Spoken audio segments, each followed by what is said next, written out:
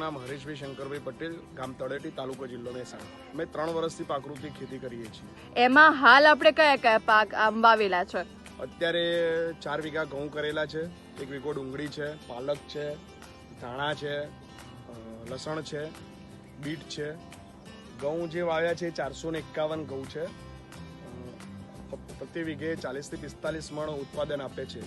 પણ આપણે પ્રાકૃતિક કર્યા છે એટલે જે રાસાયણિક ખેતીમાં જે ઉત્પાદન આપે છે એના કરતાં 5 થી 10 મણ ઓછું આપશે. સામે એના ભાવ થોડા વધારે મળી રહેશે. જનરલી જો જોવા જઈએ તો પ્રાકૃતિક ખેતીના જે ઘઉં રહ્યા શું ભાવે વેચાતા હોય છે? ગયા વર્ષે 1050 રૂપિયા અમે પ્રાકૃતિક ઘઉં વેચ્યા હતા, જ્યારે રાસાયણિક જે ઘઉં હતા એ 550 થી 700 સુધી હતા. અચ્છા, આપણે જે હાલ જે ઘઉં કર્યા છે એ માવઠાના કારણે પણ પડ્યા નથી, એનું કારણ શું છે? અને પ્રાકૃતિક ખેતીમાં જે મારા જે 4 વીઘા ખેતરની અંદર જે ઘઉં છે એ નથી પડ્યા, એનું કારણ એ છે કે આપણે પ્રાકૃતિક ખેતી કરી છે. પ્રાકૃતિક ખેતી કરવાથી એની જે જમીનની ફળદ્રુપતામાં વધારો થયો છે અને એના જે મૂળ હોય એ મૂળ ફળદ્રુપ, જમીન ફળદ્રુપ થવાના કારણે એના મૂળ થોડા ઊંડા ગયા હોય, એના કારણે વરસાદ, વાવાઝોડું જે આવે એના કારણે પડતા નથી. રાસાયણિક ખેતીમાં એવું છે કે ડીએપી, યુરિયા અને રાસાયણિક દવાઓ જે નાખી હોય એના કારણે જમીન બંજર થઈ ગઈ છે, તો એના જે મૂળ હોય એ મૂળ નીચે જતા નથી. એના કારણે વાવાઝોડું, વરસાદ આવે તો એ પાક પડી જતો હોય છે. પણ તમે આ જોઈ શકો છો, આ 4 વીઘા જે ઘઉં છે એની અંદર એક પણ ક્યાંય ઘઉં પડ્યા નથી.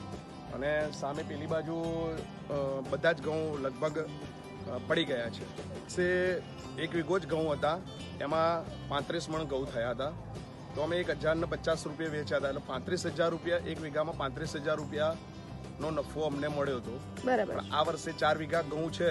હવે જે બજારમાં રાસાયણિકના ભાવ શું પડે છે એ ઉપર અમારા પ્રાકૃતિકના જે ઘઉં છે એનો અમે ભાવ કાઢીશું અને એ પ્રમાણે બજારમાં વેચીશું. એમાં એવું છે કે ગુજરાત સરકાર દ્વારા આત્મા પ્રોજેક્ટ જે ચાલી રહ્યો છે એમાં લગભગ 2 મહિનાથી આત્માની જે ઓફિસ છે મહેસાણા, ત્યાં આગળ એક માર્કેટ ચાલુ કરવામાં આવ્યું છે અને ત્યાં જે ખેડૂતો પ્રાકૃતિક ખેતી કરી રહ્યા છે, જે પણ ઉત્પાદન કરી રહ્યા છે, એ સીધો માલ ત્યાં ખેડૂતો લઈ જાય છે ત્યાં સ્ટોલ ઉપર અને ત્યાંથી સીધું વેચાણ કરે છે. તો એમાં એટલો બધો ફાયદો છે કે બજારમાં બીટ 30 રૂપિયે કિલો મળતા હોય તો ત્યાં 50 રૂપિયે કિલો પણ સારા બીટ લોકો લઈ જાય છે. એટલે ત્યાં આપણને એક માર્કેટ મળી રહે છે અને ખેડૂતો ત્યાં સીધો જ એમનો માલ ત્યાં વેચે છે. એવી વ્યવસ્થા જે થઈ છે એના કારણે ખેડૂતોને ભાવ મળી રહે છે. હરીશભાઈ, તમે જે ફૂલનું વાવેતર ગઈ સિઝનમાં કરેલું, એમાંથી તમને કઈ રીતનું વળતરને મળ્યું હતું? મેં ગયા વખતે 1/2 વીઘો ફૂલ કર્યા હતા, તેમાં ખર્ચો બાદ કરતાં 30 થી 35,000 રૂપિયા મને મળ્યા અને એમાં 6,000 રૂપિયા ગવર્મેન્ટની સબસિડી પણ મળી. તો એમાં પણ ઉત્પાદન સારું એવું મળી રહે છે. 1/2 વીઘામાં 35,000 રૂપિયા મળે તો બીજું કોઈ પાક કવાવો એના કરતાં ફૂલની ખેતી કરવી એ પણ સારી છે. વેચાણ સીધું બજારમાં જે લોકો માળી હોય છે એમનો સીધો કોન્ટેક્ટ કરી અને એમને જ આપતા હતા, તો અમને ત્યાં પણ 5 રૂપિયા વધારે મળતા હતા.